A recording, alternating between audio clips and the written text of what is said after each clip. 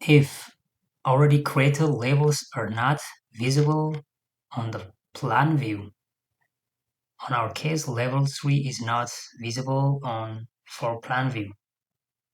To solve this, just go to View tab and Plan Views, Floor Plan.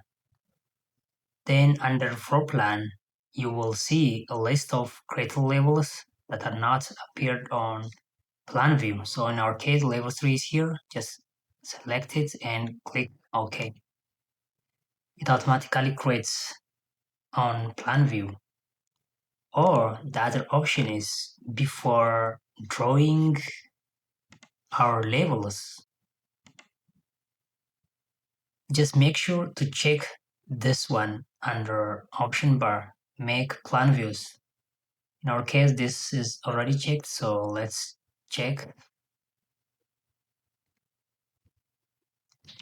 So it automatically creates under plan view.